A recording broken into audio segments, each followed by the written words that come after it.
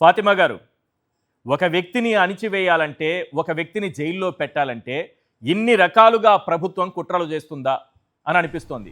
వరుసబెట్టి అతనిపైన పెట్టిన కేసులు, ఆ తరువాత వరుసగా 4 కోర్టుల్లోనూ వరుసగా బెయిల్లు రావడం, ఆ తరువాత అతనిపైన తీవ్రవాదులు, ఉగ్రవాదులు వీళ్ళపైన పెట్టేటటువంటి సెక్షన్ల కింద కేసులు పెట్టి జైల్లో పెట్టడం. ప్రభుత్వం కూడా ఈ రకంగా యూట్యూబర్ల పైన, ప్రశ్నించే వారిపైన కక్ష గడుతుందా? ఈ స్థాయికి వెళుతుందా?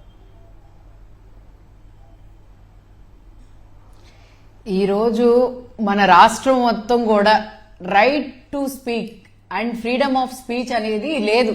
నిజంగానే ఈ ఆర్టికల్ అనేది మనం తొలగించాల్సిన అవసరం ఉంది ఖచ్చితంగా. ఎందుకంటే ఎవరైనా మాట్లాడితే, లేకపోతే ఎవరైనా వాళ్ళ తప్పు ఎత్తి చూపిస్తే ఈ ప్రభుత్వానికి కోపం. ఈ ప్రభుత్వానికి ఏంటంటే నిజాన్ని బయటికి చెప్పిన వ్యక్తి అనగదొక్కాలి, ఆ మనిషి ఉండకూడదు, మళ్ళీ ఇంకొకసారి మాట్లాడకూడదు అనే ఉద్దేశంలోనే వాళ్ళు ఉంది. మీరు అన్న విషయంలో చూసుకుంటే, ఏది రావణన్న గురించే చూస్తే ప్రతి విషయం కూడా స్పష్టంగా వీళ్ళు చేస్తున్న, ప్రభుత్వం చేస్తున్న పనితీరు మీద, ఈ ప్రభుత్వం ఏ విధంగా చేస్తుంది, దీంట్లో లోపాలు ఏ విధంగా ఉన్నాయి, వీళ్ళు తీసుకొని వచ్చిన ప్రతి విషయాన్ని కూడా పూసగుచ్చినట్టు చక్కగా వివరిస్తా ఉంటే ప్రజలకి అర్థం అవుతుంది. ప్రజలు దాని మీద స్పందిస్తున్నారు. ప్రజలకు కూడా అయ్యో మేము ఇలాంటి ప్రభుత్వాన్ని ఎంచుకున్నామా అని చెప్పి, ఇలాంటి వ్యక్తిని మేము తీసుకున్నామా అని చెప్పి ఈరోజు బాధపడుతున్నారు. మరీ ముఖ్యంగా జన సైనికులు, ఈరోజు జనసేన గెలవటానికి కోసం కృషి చేస్తున్న ప్రతి ఒక్క కార్యకర్త కూడా ఈరోజు బాధపడుతున్నాడు. ఎందుకనంటే రావణన్న ఖచ్చితంగా మీ నాయకుడు ఇదిగోండి దీనికోసం వచ్చారు, ప్యాకేజీ కోసమే వచ్చారు, ఆయన సొంత లాభం కోసం వచ్చారు తప్ప ప్రజల లాభం కోసమో లేకపోతే ఒక కమ్యూనిటీ లాభం కోసం అయితే రాలేదు అని చెప్పి ఆయన చూపిస్తున్నారు. దానికోసం ఈ రోజు నిజంగానే ఒక వ్యక్తి కోసం ఎవరు సోషల్ మీడియాలో కేసులు పెడతారో ప్రతి ఒక్క వ్యక్తి కోసం ఏ విధంగా గాలించి వాళ్ళు వెంబడబడి వాళ్ళని పట్టుకొని జైల్లో వేసి ఏం సంతోషం పొందుతున్నారు మీరు? అసలు ఏం అంటే ఇప్పుడు జైల్లోకి వెళ్ళి వస్తే మీకు సంతోషమా? అలాంటి అన్నప్పుడు ప్రతి ఒక్క పోస్ట్ ని, ప్రతి ఒక్క వ్యక్తిని మీరు జైల్లో పంపించేస్తారా? అతను మాట్లాడిన భాష సరిగా లేదంటే కదా, చాలా దారుణమైన భాష ఉపయోగించాడు అంటున్నారు కదా.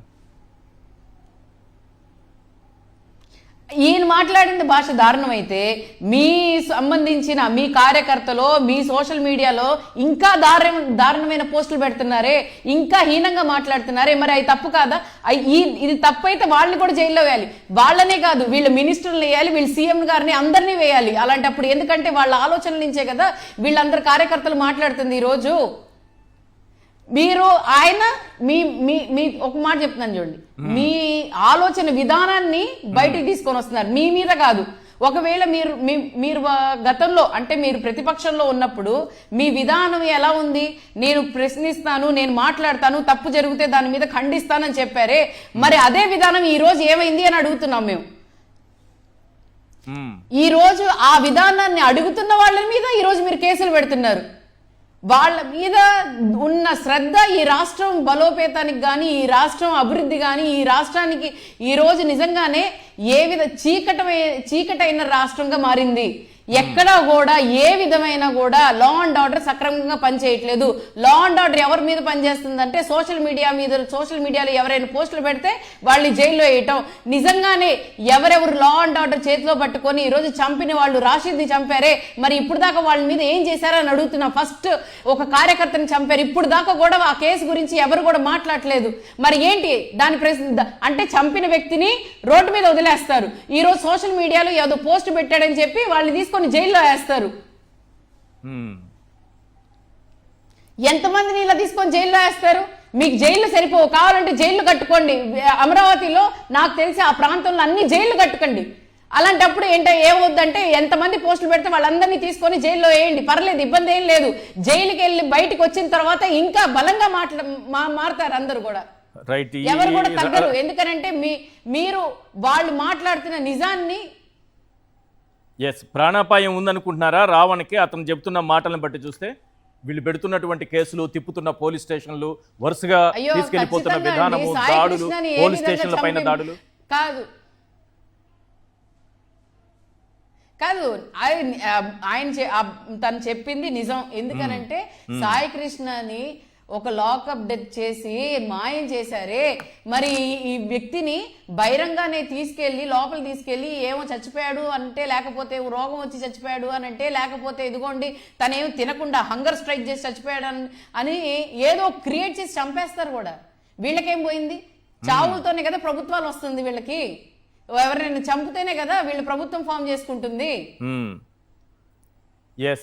వీళ్ళకి ఎక్కడ ఒక అంటే వీళ్ళ గురించి వ్యతిరేకంగా ఎవ్వరు మాట్లాడకూడదు, వీళ్ళకి ఎవ్వరు కూడా అడ్డు చెప్పకూడదు, వీళ్ళు చేస్తున్న అరాచకాలు, మోసాలు, దారుణాలు, దౌర్జన్యాలు ఎవ్వరు మాట్లాడకూడదు. వీళ్ళని ఏం చేసినా కూడా శబాష్ అని చప్పట్లు కొట్టుకుంటా ప్రజలందరేమో చప్పట్లు, ఏం జరిగినా వాళ్ళకి తప్పు జరిగినా కూడా వెరీ గుడ్, లేకపోతే ఏదైనా వాళ్ళ ముందు ఏదైనా అన్యాయం జరుగుతున్నా very good, this government is doing very good అని చప్పట్లు కొట్టుకుంటా ఉండాలి. ఇంకా ఈ పాయింట్ చాలా మంచి పాయింట్ చెప్పారు మేడం. ఇదే అంశం మీద పవన్ కళ్యాణ్ గారు రియాక్ట్ అయ్యారు.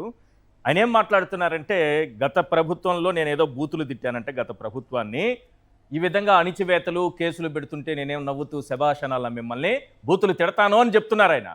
మరి ఇప్పుడు అదే మాట ఎవరైనా రివర్స్లో మాట్లాడితే మాత్రం ఈ రకమైనటువంటి తీవ్రవాదుల పైన పెట్టేటటువంటి సెక్షన్ల కింద కేసులు పెట్టి జైల్లో దూసేస్తారు. ఒకసారి పవన్ కళ్యాణ్ గారి రియాక్షన్ ఒకసారి చూపించండి సార్. ఆయన మాట్లాడేటటువంటి బూతులు వినిపించడం జరిగింది ఇక్కడ. గతంలో ఏం మాట్లాడారు చొప్పు చూపించి, ఆయన నోట్లో నుంచి వచ్చినటువంటి బూతులు ఒక సందర్భంలో కాదు అనేక సందర్భాల్లో ఆయన మాట్లాడిన బూతులు, ఆయన వాడినటువంటి పరుష పదజాలం, ఆయన ఉపయోగించినటువంటి భాష ఏ స్థాయిలో ఉందనేది వినిపించాక ఇప్పుడు రియాక్షన్ వచ్చింది.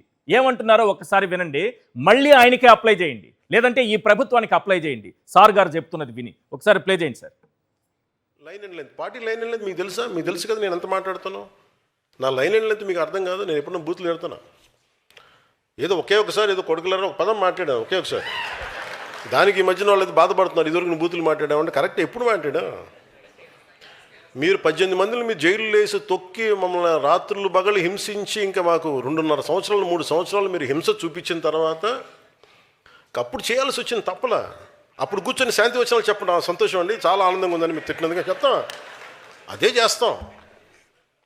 చాలా హ్యాపీ అండి, మీరు భలే తిడతారు, భలే ఎలా సార్ మీరు ఎలా నేర్చుకుంటారని రాత్రికి అని అంటాం. అలా కాదు, అలా అని చెప్పి మీరు కూర్చోబెట్టి నోటికి ఏదో వచ్చినట్టు మాట్లాడితే నాకు అర్థం ఉండక్కర్లా. మీరు మాట్లాడేదానికి పాలసీ ప్రకారం మీరు ఖచ్చితంగా విమర్శించండి, మేము కరెక్ట్ చేసుకుంటాం. మీరు మమ్మల్ని విమర్శిస్తే మీరు ఏ తప్పులు చెప్తున్నారో పాలసీలు అవి కరెక్ట్ చేసుకొని నెక్స్ట్ టైం మేము రావడానికి ప్రయత్నం అదే కదా చేస్తాం. మేము తప్పులు చెప్పాలి, మాకు తప్పులు చేస్తే మేము తప్పులు సరిదిద్దుకుంటాం. అలా కాకుండా మీరు కూర్చోబెట్టి మీరు ఇష్టానికి తిట్టేస్తున్నాం ఇది అని అంటే అది సబబు అనిపించుకోదండి. వైసీపీ నాయకులందరికీ చెప్తున్నాను. రజనీ గారు, బూతులు తిట్టేస్తున్నాను అని అంటే ఒకసారి ఏదో తిట్టాను,